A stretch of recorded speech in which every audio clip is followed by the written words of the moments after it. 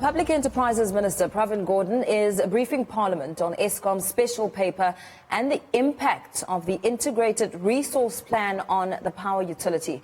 Our reporter Athi Mtongana is standing by in Parliament. Athi, a very good morning to you and thank you for joining us.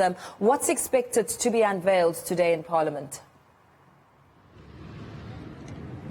Well, I think it was about 3 weeks ago, when the Minister of Public Enterprises, Pravin Gordhan, released Eskom's special paper, basically a roadmap to save the ailing power utility. And we know that this comes shortly after the bailout that it received after the approval of the Special Appropriations Bill by Parliament and, of course, the National Assembly and the National Council of Provinces, giving it a cash injection of 59 billion rand.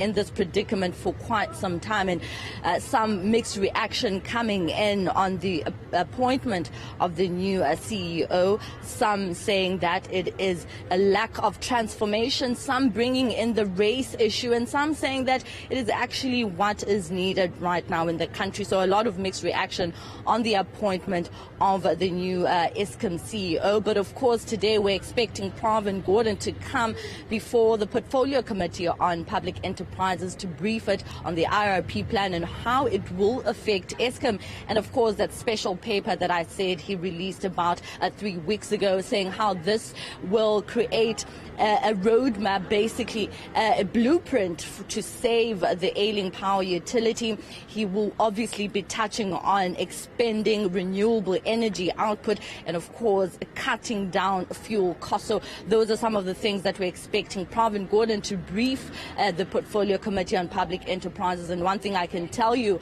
about the portfolio committees here in Parliament, of course made out of different members of Parliament from different political parties, they are never holding back in terms of the questions that they pose to those who come to appear before it. And I'm sure, because we know that Eskom has been struggling for a lot of times, Pravin rather will be facing those tough questions from members of this portfolio committee later on at 10 Mpo.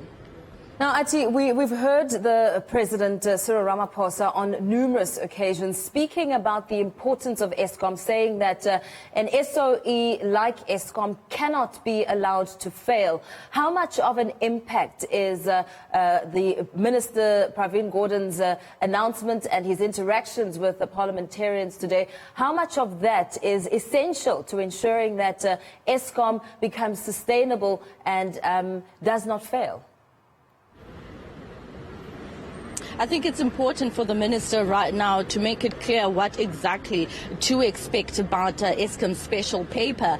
A lot of people not having faith in it, and a lot of people obviously saying that whatever comes, they as a power utility need all the help that they can get right now. I mean, the special paper is set out to be the roadmap and the blueprint to save Eskom. And I mean, it was a couple of weeks ago where South Africans were not even warned about load shedding, so it's fears like that creeping up in the public obviously will put pressure on members of Parliament to make sure that they ask Pravin all the necessary questions that they need to know about this roadmap and this plan that is set out to save Eskom. And I'm sure he will be receiving questions as well about the appointment of the new CEO. Of course, like I said, a lot of mixed reaction coming in, not only from politicians but also the private sector and members of the public, rightfully so, because they do get affected when Eskom is not performing well, of course that being load shedding for members of the public.